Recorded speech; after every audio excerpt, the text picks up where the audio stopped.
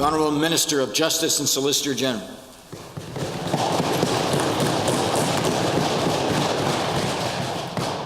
Thank you very much, Mr. Speaker.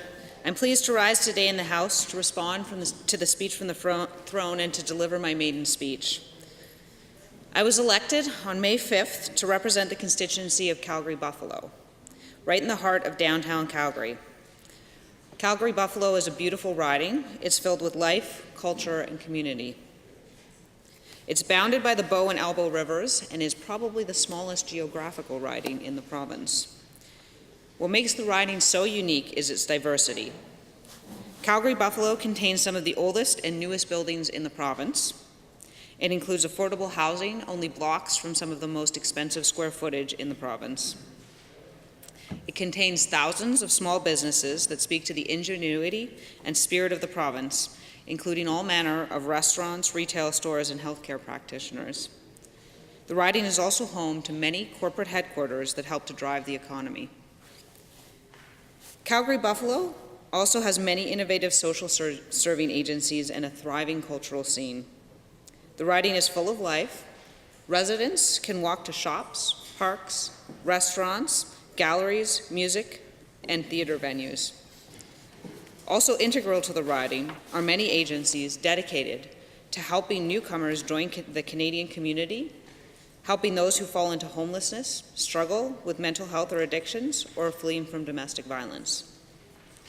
Calgary-Buffalo is a riding with people from all walks of life, a riding where people are joined together by common values, common culture, common struggles, or common interests, and can come together to celebrate those things, and where all are welcome.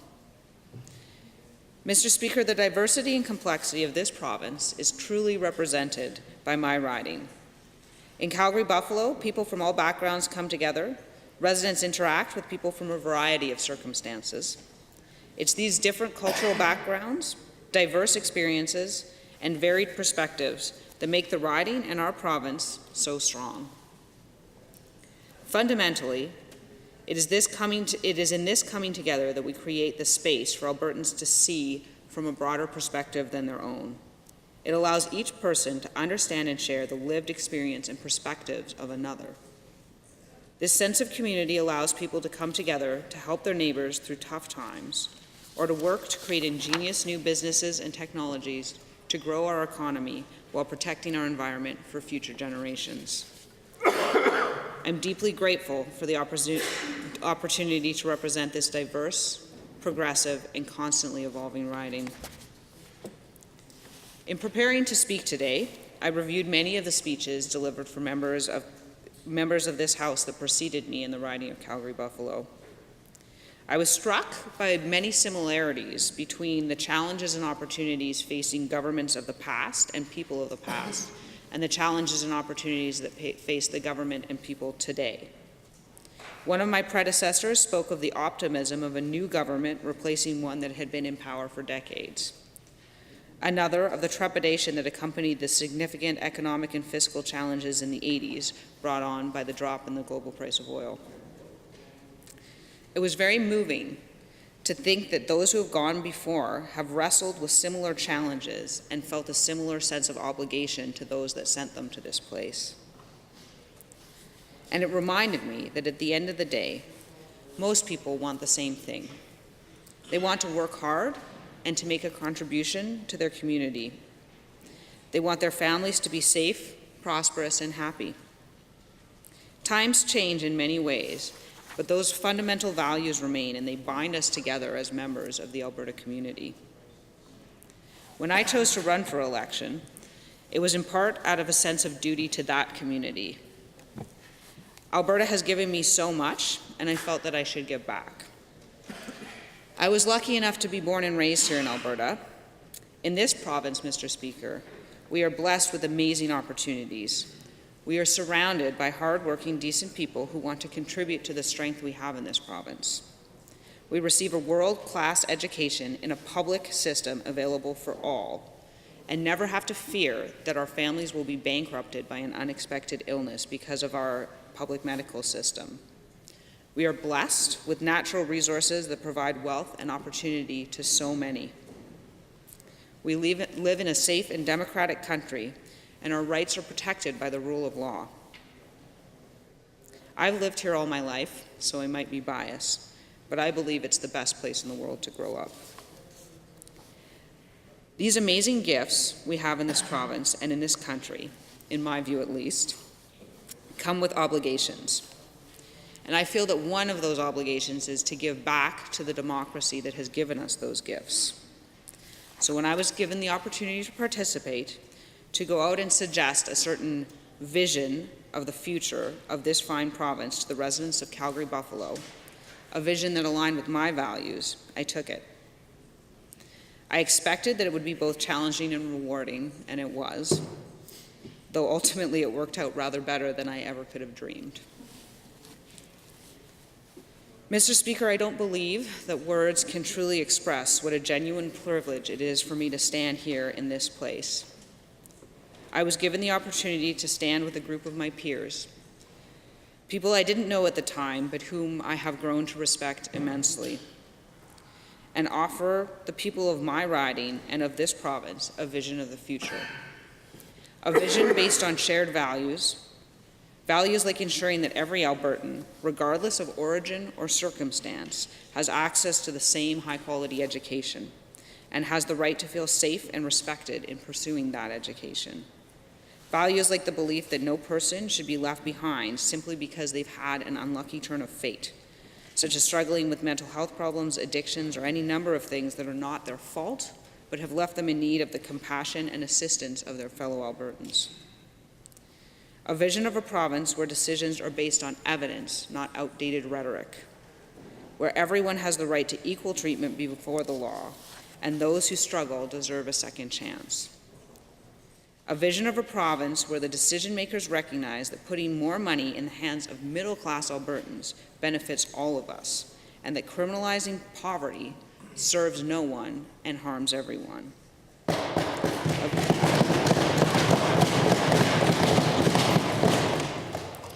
A vision of a province where leaders communicate honestly with the electorate about hard times and the hard decisions that face us, so that we can work together to make decisions based on the evidence instead of selling fairy tales or hiding the truth.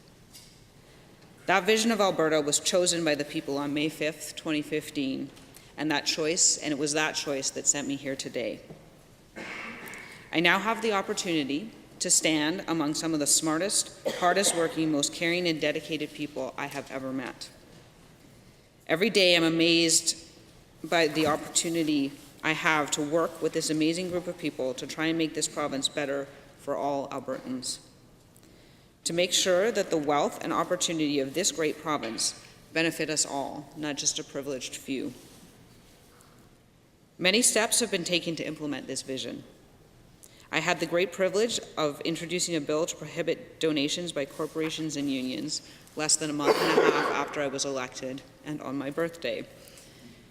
We put campaign funding back into the hands of the electorate and reduced the impact that wealthy corporations can have on the outcome of elections. I worked with my colleagues to ensure that enrollment growth in education is funded, to increase protections for women fleeing from domestic violence, and to ensure that LGBTQ youth and their allies have a right to come together. I also had the opportunity to follow through on a promise I made during the campaign to protect the rights of transgender and gender variant Albertans. In consulting about this bill, I was deeply moved to hear the stories of many transgender people. Many of these stories contain struggles that most of us are lucky enough to never have had to overcome.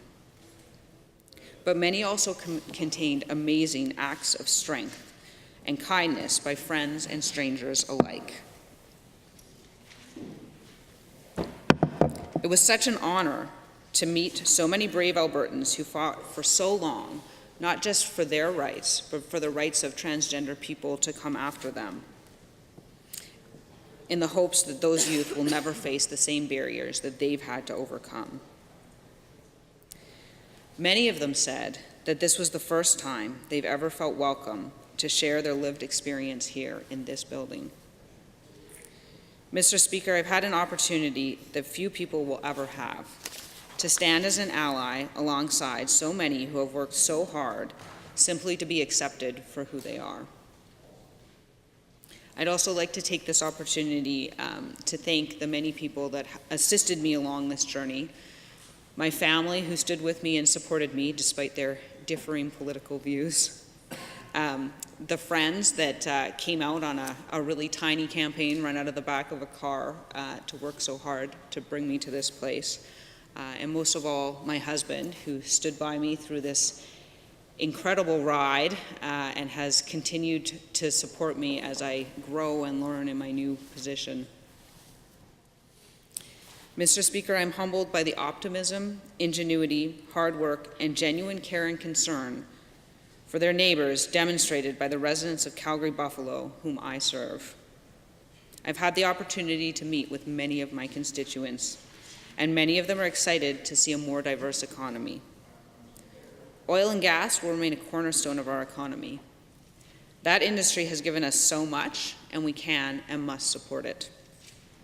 But it's also time for us to ensure that other sectors have a chance to grow as well. There are so many great ideas in Calgary-Buffalo, including green businesses and entrepreneurs with new technology to offer. I'm excited to watch these businesses develop. Mr. Speaker, as I speak today, the province is facing tough times, maybe the toughest we've seen in a while. We can and will pull together and weather the circumstances we find ourselves in as a result of the drop in the price of oil. This province has a history of pulling together and working hard to make it through tough times, and we will again. I am inspired by the residents of my riding, their hard work, dedication to a better future, and their fundamental desire to help their neighbors, even through difficult economic times.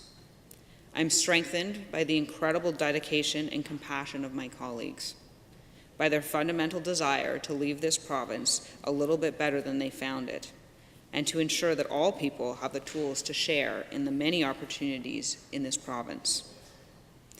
I'm so grateful to the citizens of Calgary-Buffalo who voted for the vision of Alberta we offered them, of an Alberta where everyone has an opportunity to participate and we pick our neighbors up when they fall on hard times. I am thankful to stand here in this place and work every day to act on those values and to strive to make the lives of everyday Albertans just a little bit better. Thank you.